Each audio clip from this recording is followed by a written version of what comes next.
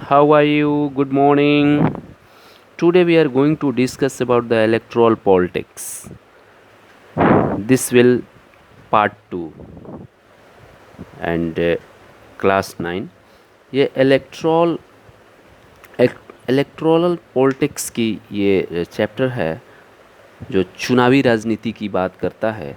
इसमें हम लोग पार्ट 2 देखेंगे आज कि पार्ट 2 में पार्ट 1 में हम लोगों ने बहुत सारा चीज़ की बात किया था। जैसे हम लोग बात किए थे, यहाँ पर डिफिनेशन की बात देखे थे, इलेक्शन क्या है उसके बारे में जानकारी लिए थे। Why do we need election, क्यों ज़रूरी है, what makes election democratic and is it good and the political competition, इसके मेरिट और डिमेरिट्स देखे थे। और इलेक्ट्रोल जो है electoral competition also has the same merits, कुछ मेरिट्स भी देखे थे।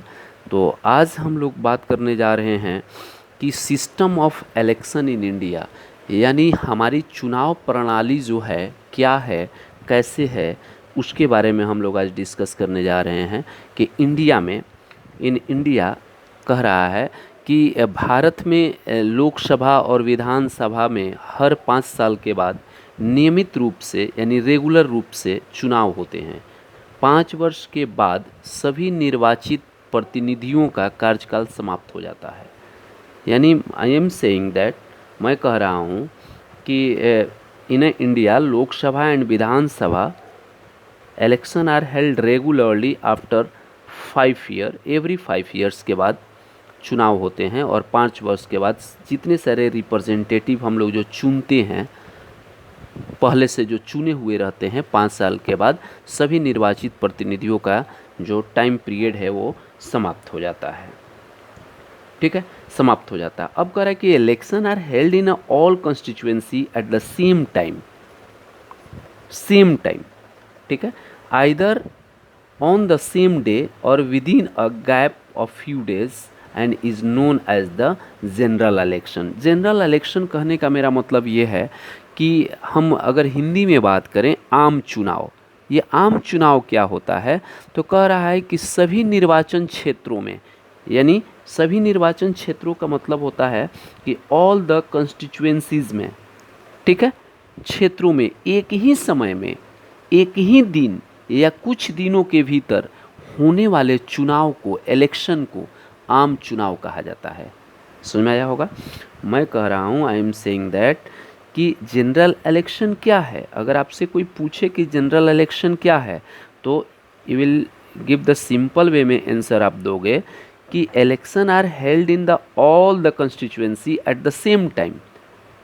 सभी निर्वाचन क्षेत्र में एक ही समय में, एक ही दिन या कुछ दिनों के भीतर होने वाले चुनाव को, ठीक है, जनरल इलेक्शन कहा जाता है। ठीक है, क्लियर। उसके बाद में यहाँ पर दे रहा है कि बाई इलेक्शन। बाई इलेक्शन क्या है, अगर हिंदी में बात करें, बाई इलेक्शन मतलब उपचुनाव। उपचुनाव किसको कहते हैं, तो already has given here, some time election is held only for one constituency to fill the vacancy या vacant seat caused by death और रिजाइन ऑफ मेंबर। मेरा कहने का मतलब यह है कि कभी कभी किसी मेंबर्स की, ठीक है, या किसी लीडर की मृत्यु हो जाती है, डेथ हो जाती है, या इस्तीफा के कारण कुछ रिक्त, मतलब कुछ सीट वैकेंट हो जाता है उस कंस्टिट्यूएंसीज में, तो उसको भरने के लिए, यानी उसको फिल करने के लिए, भरने के लिए केवल एक ही निर्वाचन क्षेत्र के लिए जब चुनाव होता है या चुनाव आयोजित किए जाते हैं, उसी को क्या कहते हैं, उपचुनाव कहते हैं, यानी बाई इलेक्शन कहते हैं। यानी same time election is held only, यहाँ पर मार्क करना है कि हेल्ड ओनली वन कंस्टिट्यूएंसी, एक ही विधानसभा यानी सॉरी एक ही निर्वाचन क्षेत्र के लिए जब चुनाव होता है और वहाँ पर सीट वैकेंट रहता है। यानी कैसे सीट वैकेंट हो, मान लो कोई उम्मीदवार क्या हो जाए, डेथ हो जाए या रिजाइन दे दे अपने पद से, उस कंस्टिट्यूएंसी का है, मान लीजिए हम लोगों का सासाराम मान लीजिए, या विधानसभा डेहरी विधानसभा मान लीजिए, तो डेहरी विधानसभा का कोई भी प्रतिनिधि जो था, अगर वो डेथ हो जाता है या रिज़ाइन दे देता है और इसी कंस्टिट्यूएंसी का, केवल डेहरी विधानसभा का अगर निर्वाचन कराना हो, तो वैसे निर्वाचन क्षेत्र को, यानी वैसे इलेक्शन को, उस निर्वाचन क्षेत्र के लिए वैसे इलेक्शन को बाई इलेक्शन कहते हैं। ठीक, यानी मेरा कहने का मतलब यह है कि कभी कभी किसी सदस्य की मृत्यु या इस्तीफे के कारण रिक्तियों को भरने के लिए केवल एक निर्वाचन क्षेत्र के चुनाव आयोजित किए जाते हैं। इसे उपचुनाव कहते हैं, बाई इलेक्शन कहते हैं।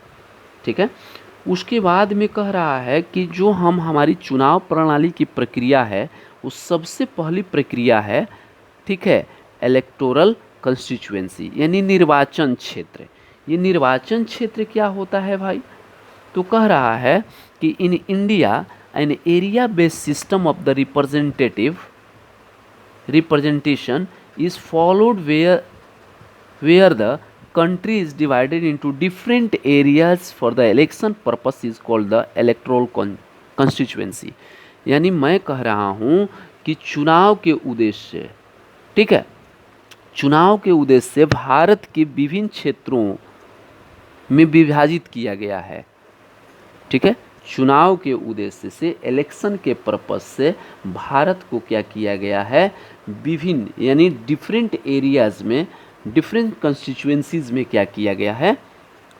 ठीक है, विभाजित किया गया है। और जब विभाजित कर दिया जाता है for the purpose of vote के लिए पूरे जनसंख्या को, ठीक है, तो उसको जनसंख्या के आधार पर कर दिया जाता है, तो उन क्षेत्रों को चुनावी क्षेत्र कहा जाता है। यानी चुनाव के उद्देश्य से भारत के विभिन्न क्षेत्रों में विभाजित किया गया है। इन क्षेत्रों को चुनावी क्षेत्र कहा जाता है। एक क्षेत्र में रहने वाले, एक क्षेत्र में यानी पार्टिकुलर क्षेत्र में रहने वाले जो वोटर्स होते हैं, मतदाता होते हैं, एक प्रतिनिधि का चुनाव करते हैं। यानी एक खास एरिया में रहने वाले वोटर्स के द्वारा अपना रिप्रेजेंटेटिव का चुनाव करते हैं।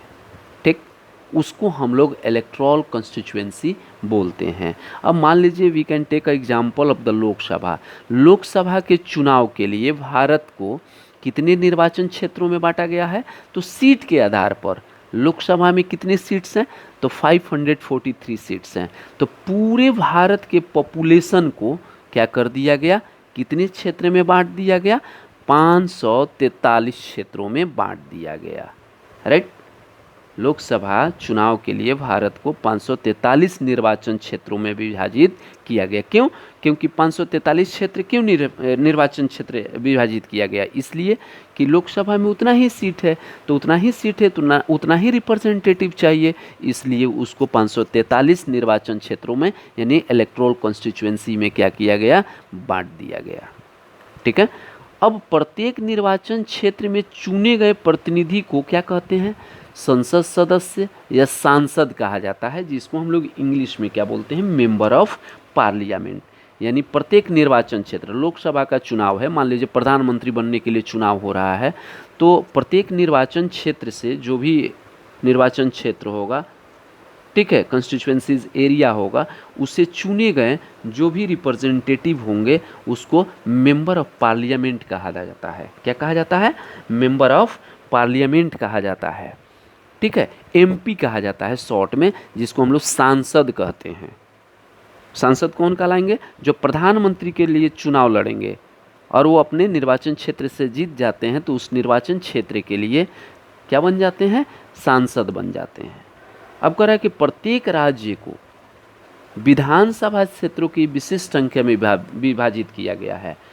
ठीक है, यानी मान लीजिए मुख्यमंत्री के लिए चुनाव हो रहा है, तो उसके आधार पर जितना विधानसभा में, बिहार विधानसभा में मान लीजिए 243 सीट है, ठीक, या 250 सीट है, तो कहने का मेरा मतलब ये है कि 250 पूरे बिहार की जनसंख्या जितना है उसमें कितने सीट्स बना दिए जाएंगे अलग अलग?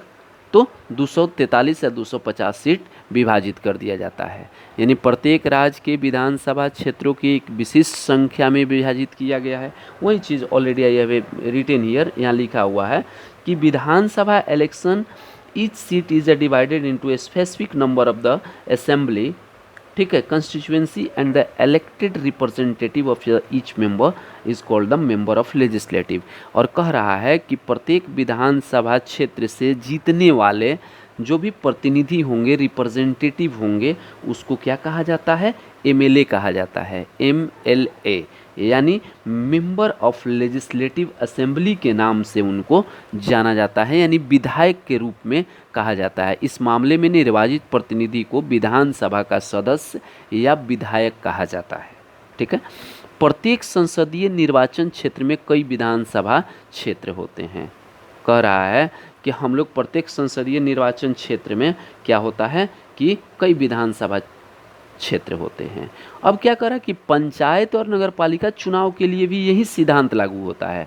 अगर पंचायत के लिए चुनाव हो या म्यूनिसिपैलिटीज़ के लिए चुनाव हो, नगरपालिका के लिए चुनाव हो, तो सेम सिद्धांत यहाँ भी लागू किया जाता है कि प्रत्येक गांव या कस्बे को कई वार्डों में विभाजित किया जाता है जो निर्वाचन क्षेत्रों की तरह होते हैं, ठीक है, निर्वाचन क्षेत्रों की तरह होते हैं। यानी प्रत्येक वार्ड, गांव या शहरी स्थानीय निकाय के एक सदस्य का चुनाव करता है कि नहीं। सब हम लोग अभी मेयर का चुनाव हुआ था, वार्ड का चुनाव हुआ था, तो हम क्या करते हैं, अपना एक स्थानीय निकाय के एक सदस्य को चुनाव करते हैं। कभी कभी इन निर्वाचन क्षेत्रों की सीटों के रूप में गिना जाता है, क्योंकि प्रत्येक निर्वाचन क्षेत्र विधानसभा की एक सीट का प्रतिनिधित्व करता है, ठीक है। तो यहाँ तक आपको समझ में आया होगा। आगे देखते हैं, दूसरा जो प्रोसेस है इलेक्शन के सिस्टम में, वो रिजर्व कंस्टिट्यूएंसी होता है। यानी रिजर्व कंस्टिट्यूएंसीज का मतलब होता है कि आरक्षित निर्वाचन क्षेत्र। आरक्षित निर्वाचन क्षेत्र का मतलब कुछ निर्वाचन क्षेत्र जो है अनुसूचित यानी शेड्यूल कास्ट और अनुसूचित जनजाति, शेड्यूल ट्राइब के लोगों के लिए आरक्षित होते हैं। यानी लोकसभा में एसी के लिए 84 सीट और एसटी के लिए 47 सीट आरक्षित है। ये कब? 2012 में ऐसा किया गया, 2012 में ऐसा किया गया था। यानी हम कह सकते हैं कि every Indian citizen has right to vote. हर एक भारतीय नागरिक को वोट देने का अधिकार है और इलेक्शन में भाग लेने का अधिकार है, इलेक्शन लड़ने का अधिकार है। तो the maker of the our Indian constitution, जो इंडियन कॉन्स्टिट्यूशन के मेकर थे, उन्होंने सोचा कि thought about the special system of reserve constituencies, इनके लिए वीकर सेक्शन के लिए बना दिया जाए। इसलिए बनाया गया वीकर सेक्शन के लिए रिजर्व कॉन्स्टिट्यूएंसी, इसलिए बनाया गया क्यों?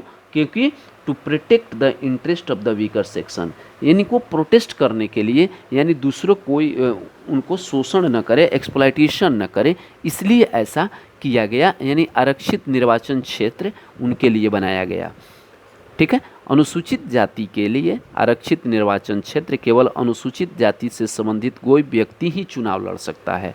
मान लीजिए आप अनुसूचित जाति हैं, यानी आप एसटी हैं, तो उस अगर निर्वाचन क्षेत्र क्या किया जाएगा, एसटी रिजर्व कर दिया गया, तो केवल एसटी कास्ट के ही लोग जो हैं वहाँ से चुनाव लड़ेंगे। दूसरा कोई अगर चाहे कि हम जनरल हैं वहाँ से चुनाव लड़ लें तो नहीं लड़ सकता है। क्यों? क्योंकि वो रिजर्व कर दिया गया है सीट को।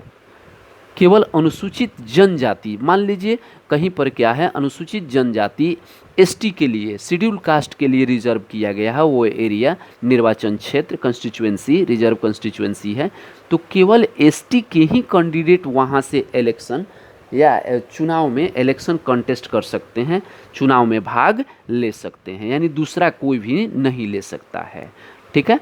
यानी कई राज्यों में ग्रामीण पंचायत, कई राज्यों में, कई स्टेट्स में देखा जाता है कि ग्रामीण, ठीक है, पंचायत या शहरी नगर पालिका और निगमों के स्थानीय निकायों में सीट अब अन्य पिछड़ा वर्ग, ओबीसी और महिला उम्मीदवार को भी आरक्षित है। आप देखे होंगे इस बार का जो चुनाव हुआ था अपने एरिया में, ठीक है, सासाराम वाले एरिया में, तो वहाँ क्या था कि बहुत सारा सीट जो था ओबीसी महिलाओं के लिए आरक्षित की जा रही है। यानी स्टेट गवर्नमेंट क्या किया है कि लोकल गवर्नमेंट को बहुत बढ़िया, मतलब वीमेंस को मेकिंग डिसीजन पार्ट बनाने के लिए, यानी कि महिलाएं भी मेकिंग डिसीजन कर सके, डिसीजन मेकिंग कर सके, लोगों को मतलब क्या कर सकते हैं, डिसाइड कर सके, कोई भी स्टेप ले सके, अपनी स्थिति को और इम्पावरमेंट कर सके और अच्छा कर सके, उसके लिए स्टेट गवर्नमेंट क्या कर रहा है कि उनको स्पेशल पावर दे रहा है।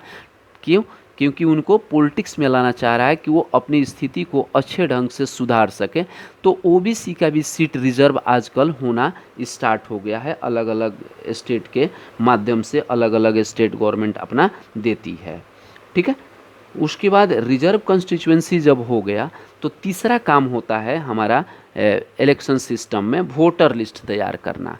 वोटर लिस्ट का मतलब है कि when the constituency are decided, जब कंस्टिट्यूएंसी डिसाइड हो जाता है, निर्वाचन क्षेत्र डिसाइड हो जाता है, तो वोटर लिस्ट क्या किया जाता है, नेक्स्ट स्टेप में डिसाइड किया जाता है कि हु कैन और हु कैन नॉट वोट, कौन वोट दे सकता है और कौन वोट नहीं दे सकता है। यानी एक लोकतांत्रिक चुनाव में उन लोगों की सूची जो वोट देने के योग्य हैं, जो एलिजिबल हैं, जो एबल हैं, चुनाव में बहुत पहले तैयार की जाती है और सभी को दी जाती है, जिससे कि आधिकारिक तौर पे मतदाता सूची कहा जाता है। कहा जाता है कि इन अ डेमोक्रेटिक इलेक्शन में क्या है कि every person have right to vote, but those who are eligible to vote is prepared and much before the election. कह रहा है कि कौन लोग वोट देने के अधिकारी हैं, और अगर हैं तो वोट देने से पहले एवरीवन, हर एक का नाम क्या होता है, वोटर लिस्ट में जोड़ दिया जाता है। ठीक है, यानी वोटर लिस्ट एक ऐसा लिस्ट है जिसमें एलिजिबल पर्सन का नाम इनरोल्ड होता है।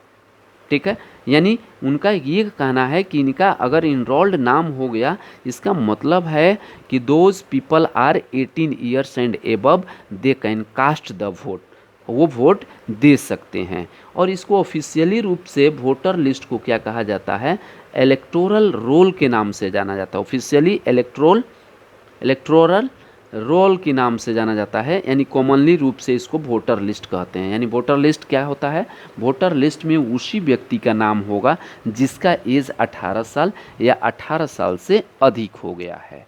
ठीक है, कभी कभी क्या होता है कि जिस व्यक्ति का मृत्यु हो जाता है, डेथ हो जाते हैं, तो वोटर लिस्ट से उनका नाम डिलीट कर दिया जाता है। ठीक है, आधिकारिक तौर पे। ठीक है, यानी आम तौर पर मतदाता सूची के रूप में जाना जाता है। ठीक है, और सभी पात्र मतदाताओं के नाम मतदाता सूची में डालने का जिम्मेदारी किसका है, रिस्पॉन्सिबिलिटी किसका है, तो गवर्नमेंट का है। बात समझ आ रही बात? तो वोटर लिस्ट हमारा तैयार हो गया, यानी मतदाताओं को मतदान करने के लिए जाने के लिए क्या करना पड़ता है। ठीक है, जाने के लिए क्या करना पड़ता है कि उनके इलेक्शन फ़ोटो आइडेंटिटी कार्ड होना चाहिए, जिसको हम लोग ईपिक बोलते हैं। शॉर्ट में अगर हम बोलें तो ईपिक, EPIC, ईपिक बोला जाता है। यानी कह रहा है कि मतदाताओं को, यानी जो वोटर्स हैं, वोटर्स को वोट करने के लिए जब जाते हैं तो उनके पास they should have a EPIC, यानी चुनाव फोटो पहचान पत्र उनके पास होना चाहिए, ले जाना आवश्यक है, ताकि किसी और के बदले वोट न दे सके। अगर कोई आपसे पूछेगा कि election photo identity card voters को वोट देने के लिए क्यों ले जाना ज़रूरी है, तो इसलिए ज़रूरी है ताकि कोई किसी और के बदले में वोट नहीं दे सके। ठीक है, लेकिन मतदान के लिए कार्ड भी अनिवार्य नहीं है, क्योंकि मतदाता पहचान कई अन्य प्रमाण पत्र से भी किया जा सकता है कि ये रियली में वही व्यक्ति है कि नहीं है। तो राशन कार्ड के माध्यम से भी वोटर्स की पहचान हो सकती है, ड्राइविंग लाइसेंस से भी हो सकती है, और आधार कार्ड से भी उसकी पहचान हो सकती है। ठीक है, चौथा जो हमारा है नॉमिनेटिंग कैंडिडेट्स, यानी उम्मीदवारों का नामांकन, यानी नॉमिनेशन ऑफ कैंडिडेट्स। कह रहा है कि जो कोई मतदाता हो सकता है, यानी वोटर हो सकता है, वह चुनाव में भी उम्मीदवार बन सकता है। ठीक है, बशर्ते कि उसकी उम्मीदवारी 25 वर्ष होनी चाहिए। मैं कह रहा हूँ, आई एम सेइंग दैट, कि वोट देने का अधिकार 18 वर्ष से स्टार्ट है, राइट, 18 वर्ष से स्टार्ट है ना। और चुनाव लड़ने के लिए कितने वर्ष चाहिए, 25 वर्ष होने चाहिए। अगर आप नेता बनना चाहते हैं, लीडर बनना चाहते हैं, तो आपकी एज कितनी होनी चाहिए? 25 साल। अगर आप वोट देने के लिए इंटाइटल हैं तो आपकी एज कितनी होनी चाहिए? 18 वर्ष। अब कह रहा है कि यहाँ पर एक चीज़ और समझ लें थोड़ा सा कि यूनिवर्सल एडल्ट फ्रेंचाइज क्या है। तो universal adult franchise it provides the right to vote. ये व्यक्ति को वोट देने का अधिकार प्रदान करता है। क्यों? ये इसमें इस सिस्टम यूनिवर्सल एडल्ट फ्रेंचाइज में है क्या, क्यों वोट देने का अधिकार प्राप्त करता है, देता है ये कि those people have 18 years and above they can cast the vote in a election. वो इलेक्शन में रिगार्डलेस ऑफ हिज कास्ट और रिलीजन और जेंडर के आधार पर, यानी नहीं। कहने का मतलब ये है कि जो व्यक्ति का एज 18 साल या 18 साल से अधिक हो जाता है वो व्यक्ति वोट देने के लिए इंटाइटल है। ठीक है, यानी यूनिवर्सल एडल्ट फ्रेंचाइज एक ऐसा सिस्टम है जिसमें कहा गया है कि जिस व्यक्ति का एज 18 साल या 18 साल से अधिक हो गया है वो वोट देने के काबिल हैं। ठीक है, और किसी कास्ट के आधार पर नहीं, रिलीजन के आधार पर नहीं, जेंडर के आधार पर नहीं, और नहीं rich and poor, every one is equal. सभी लोग बराबर हैं, किसी को डिस्क्रिमिनेट नहीं किया जा सकता है। उनके पास मात्र 18 साल एज प्रूफ होना चाहिए कि हमारा एज 18 साल हो गया है, I am eligible to cast the vote. ठीक है माय डियर स्टूडेंट, आपको समझ में आया होगा, आई होप दैट बेसिक रूप से, बेहतर रूप से समझ में आया होगा कि चुनाव की प्रक्रिया किस तरह से होती है। तो हम लोग देख रहे हैं कि भारत में चुनाव की प्रक्रिया जो है, अभी तक हम लोग बात किए कि system of election of India, India में इलेक्शन जब होता है तो दो तरह से हम लोग बोल रहे हैं कि एक जनरल इलेक्शन बोलते हैं, एक बाई इलेक्शन बोलते हैं। जनरल इलेक्शन मतलब कॉमन, यानी सबके लिए एक साथ, यानी सभी सीटों के लिए एक साथ या एक से अधिक दिन जब डिसाइड किया जाता है तो उसको हम लोग जनरल इलेक्शन के रूप में जानते हैं। अब कह रहा है कि सबसे पहले इलेक्शन में आप पार्टिसिपेट करना चाह रहे हैं, जो चुनावी प्रक्रिया है यहाँ पर सबसे पहले क्या होता है, इलेक्टोरल कॉन्स्टिट्यूएंसी डिसाइड किया जाता है, यानी निर्वाचन क्षेत्र डिसाइड किया जाता है। जब निर्वाचन क्षेत्र डिसाइड किया जाता है तो उसी समय रिजर्व कॉन्स्टिट्यूएंसी भी डिसाइड कर दिया जाता है कि कौन कहाँ से वोट, यानी कौन कहाँ से इलेक्शन लड़ेगा, वो डिसाइड हो जाता है। जब ये डिसाइड हो जाता है तो वोटर लिस्ट तैयार होता है, और वोटर लिस्ट जब तैयार हो जाता है कि कौन वोट देगा, कौन वोट देने के काबिल है, एलिजिबल है, कौन नहीं है, जब ये तैयार हो जाता है तो हम लोग का नॉमिनेटिंग कैंडिडेट्स होते हैं। चौथा में क्या होता है, चुनाव के लिए क्या किया जाता है, उनको नामांकन कराया जाता है, उम्मीदवारों का नामांकन कराया जाता है जो वोट लड़ना चाहते हैं, जो इलेक्शन चुनाव लड़ना चाहते हैं उनके लिए।